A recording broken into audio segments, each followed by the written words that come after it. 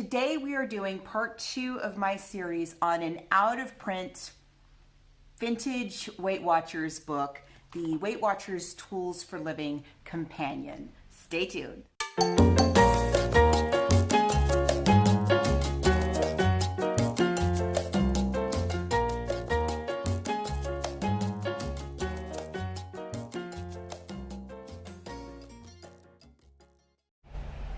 Welcome everybody. It's the weekend. I'm Margo. I am an author in San Diego and a how many years? Over 20 years member of Weight Watchers. I was a Weight Watchers leader for over 5 years. I recently finished my first book. I am now in the process of promoting my first book. And during the process of writing and researching and all of that, my weight kind of crept up a little bit. And so I have come back to my good old Weight Watchers roots. I'm actually not doing my original program that I joined. I think you can actually still get that program from 20 years ago. The program that I have chosen to do out of the many Weight Watchers programs I've done over the years is the what was called the Points Plus program. And I do that using the iTrack Bites app. I think it's called Bites Plus on there, but I really like the iTrack Bites app for those of you who are looking at it. I'm pretty happy with it and it's going pretty well. It is so hot here in San Diego. I'm having lemonade with ice on February 1st because I was out working in my yard. I used to hear people say how yard work is such good exercise, and they weren't kidding. I'm a fairly new gardener and I'm kind of wiped. Just after being in the yard for like half an hour this morning. I had a great time last night at an event. I just want to share some photos because I was invited to participate in a local authors showcase at the San Diego Public Library. And I did not expect there had to be at least 1,000 people there. Yeah, it was a lot of people. And they were displaying the authors' books in the library. If you ever come to San Diego, please check out the San Diego Downtown Public Library. It is gorgeous. And my book will be on display there through the month of February. Anyway, here's a picture of it with the in the display. It was a great event. I got to go with my mom who worked on the book with me, and it was super fun to talk to other book writers and book lovers in a library. Doesn't get better than that. But we are talking about a book today that has to do with my Weight Watchers life. And as I said, it's the Weight Watchers Tools for Living Companion, 8 Ways to Get What You Want. And this is from 1999. I bought this when I very first joined Weight Watchers. I can't remember how old, 1999, I can't do math. I was married already. But anyway, the Weight Watchers Tools for Living. These were tools and skills that we were taught, and we used them over several different Weight Watchers programs. But they first came about in 1999 on the 1-2-3 Success program, which was the very first Weight Watchers program to use points. It was the first time we had even the idea of points.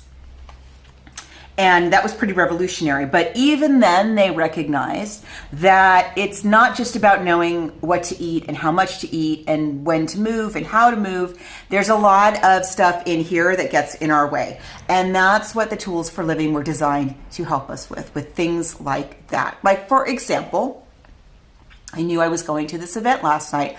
I knew there would be wine. I knew there would be food.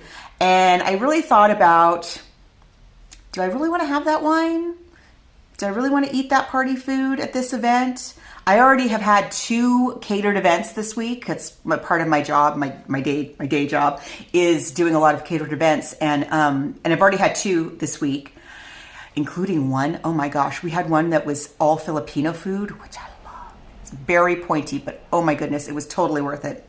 Anyway, so I thought, I don't need to have this party food after all. And so I ate before I went, and I had water and a great time talking to all of these book people, and I didn't feel like I was missing out or anything like that. And that is using a tool for living called storyboarding, which we'll get to a little bit farther down the line. But right now we're talking, last time we talked about the first and maybe most important tool, which was winning outcomes, which is what we now call your why. Today we're going to be talking about the second tool for living, which is empowering beliefs. And this one is another kind of, it's a pretty big one. It's not one that you're going to get right away. It's something that is kind of ongoing too, and we have to really think about. So empowering beliefs, how can I sum up empowering beliefs? Let me think. I'll let the book do it for me. What it says in here about empowering beliefs, the way that the book describes it is, our beliefs strongly influence what we do. Learn how to believe in yourself and your ability to reach your goals. And that is easier said than done. As we all know, we've all had times, and I love using weight loss as a metaphor for like other things in our life. We have all had times where you just think, I cannot do this. I cannot do this. But the thing is, if you have undertaken something like weight loss, which as we have said before, is not easy, there's some part of you, maybe it's not up in your top of your conscious mind, there is a part of you that believes you can do it, even if you've never done it before. But there may be also a part of you that's telling you you can't do it. And so it's about amplifying that voice that tells you you believe that you can. Maybe you've never done weight loss before, but you have other things in your life that you've succeeded in. Perhaps you are successful in your business. Perhaps you are really good at making friends and being a good friend to people. Perhaps you're a really good listener. Perhaps, there's lots of things, if you are trying to undertake a project like this, that means taking care of yourself. Chances are there's other things in your life that you can point to that you feel successful in. And empowering beliefs is kind of tapping into that and then applying that to something like weight loss that is kind of difficult to do. And I'll give you I guess I'm going to do this with every single tool for living and give you some real life examples that I observed as a Weight Watchers leader. This is something that happened. I was really thinking about this week a lot, about how our beliefs affect our outcomes. And I remember my very first Thanksgiving as a Weight Watchers leader.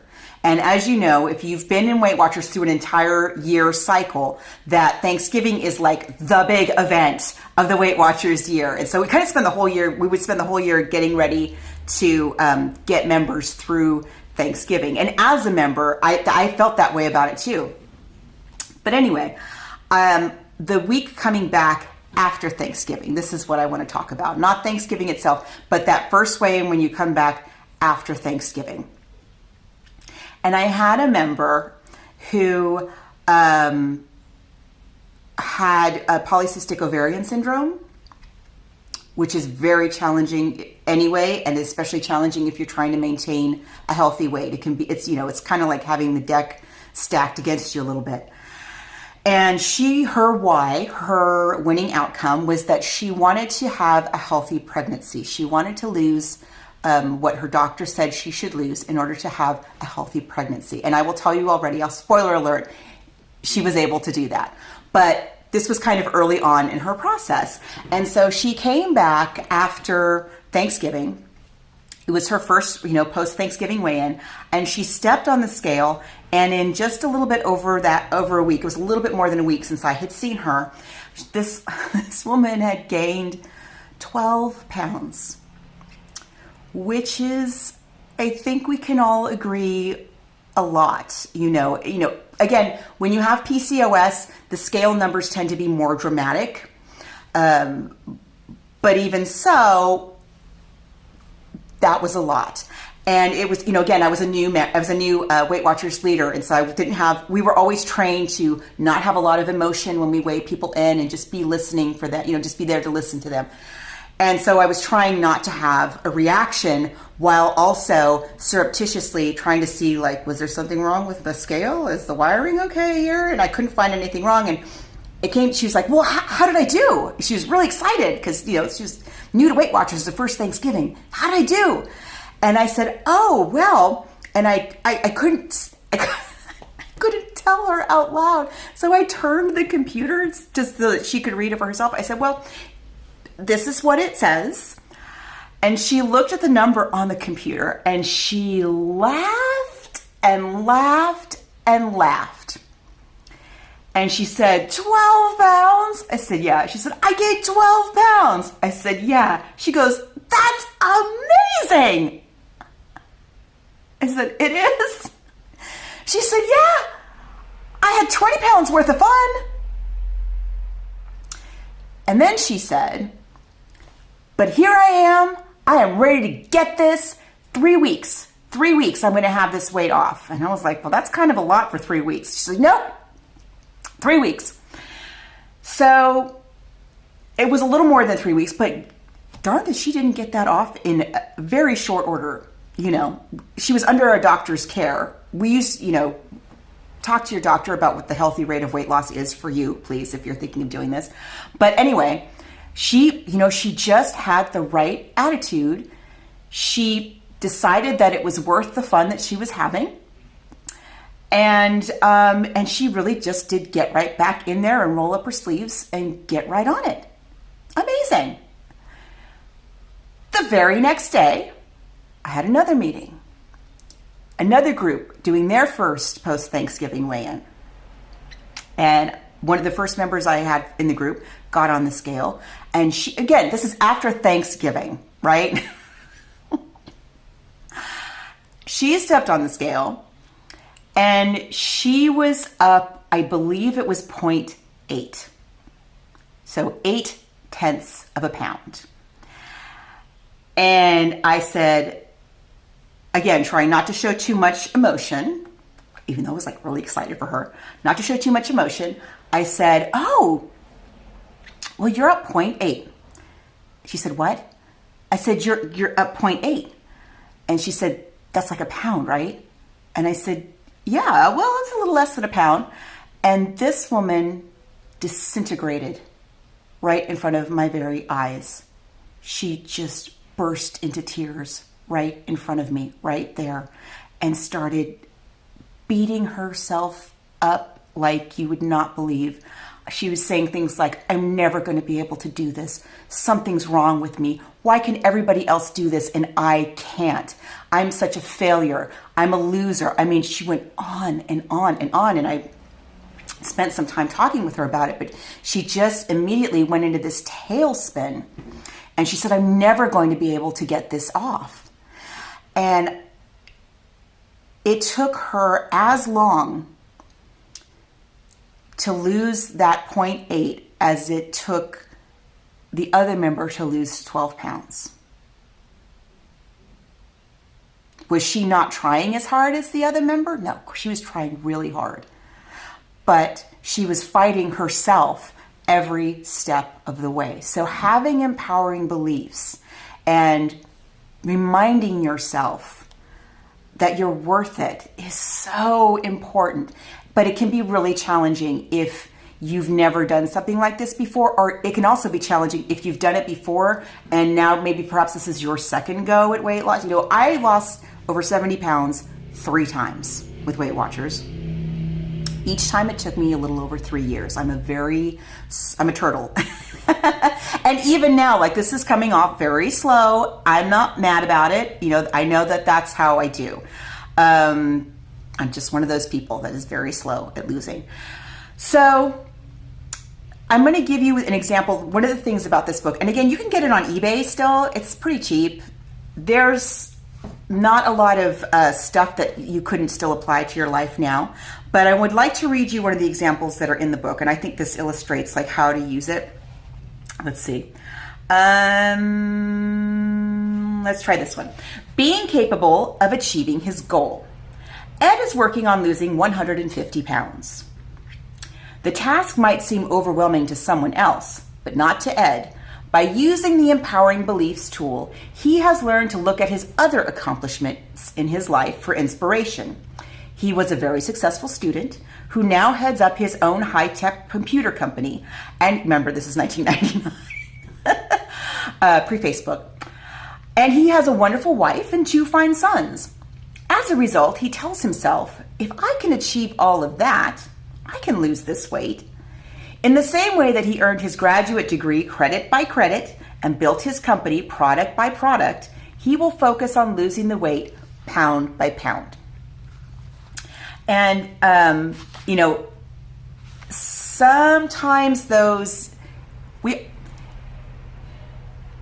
I remember feeling like I didn't understand this tool for a long time.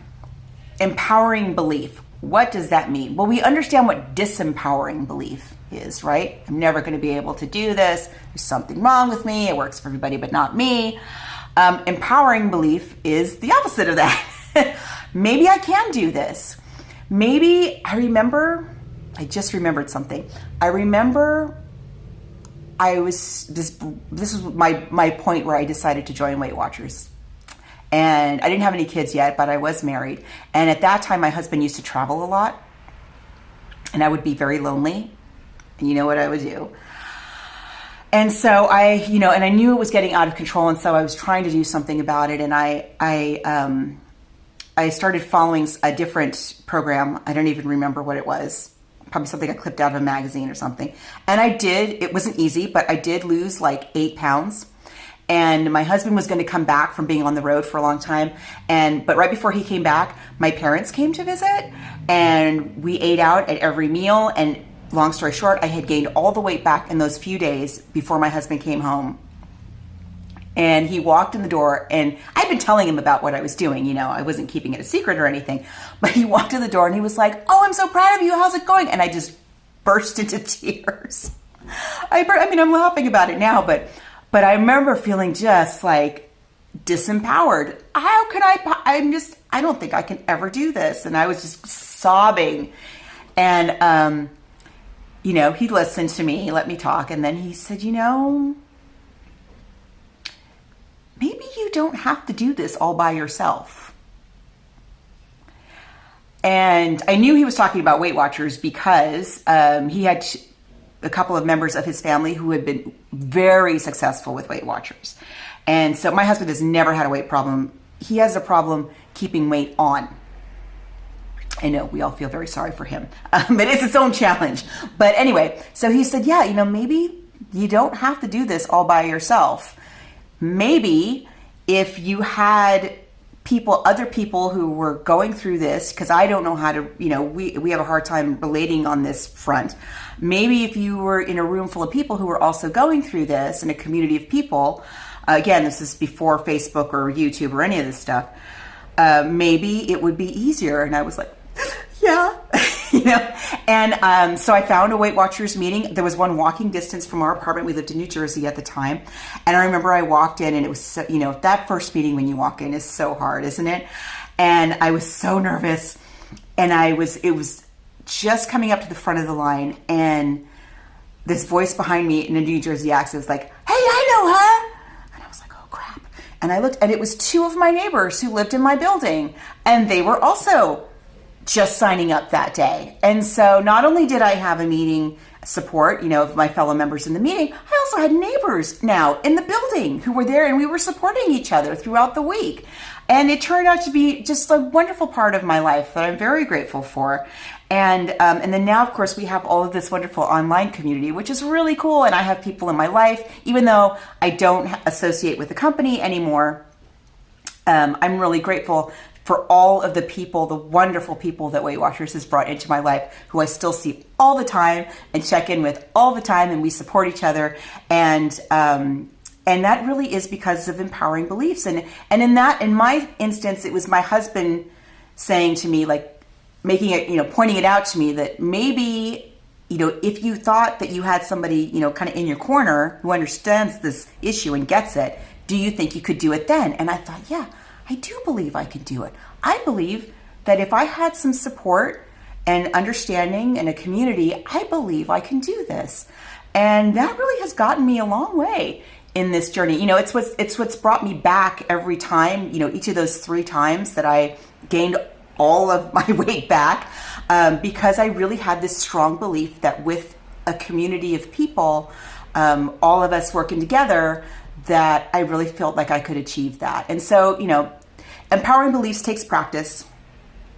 It's not something you're going to get in a week. But I would love to know, your experience with your beliefs about what you can and cannot do when it comes to this. What has gotten in your way and what has set you free. And the next one is, I love this one. The next one is awesome. The next tool for living, this is another one I use all the time. I might use this every day. I think think I actually use this tool every day, even now. And it is something that we call anchoring. And if you remember anchoring, put in the comments, if you feel comfortable sharing, put in the comments what your anchor is or was. And I mean anchor like a boat, A-N-C-H-O-R. Not anger, like you're angry. Anchor, like a boat. If you know what I'm talking about, and you have an anchor or had an anchor back in the day, I would love to know what it is, and then we could talk about it next time, okay? Take care of yourselves. Let me know if you have any questions. I'll be back next week probably. Right, take care guys, bye.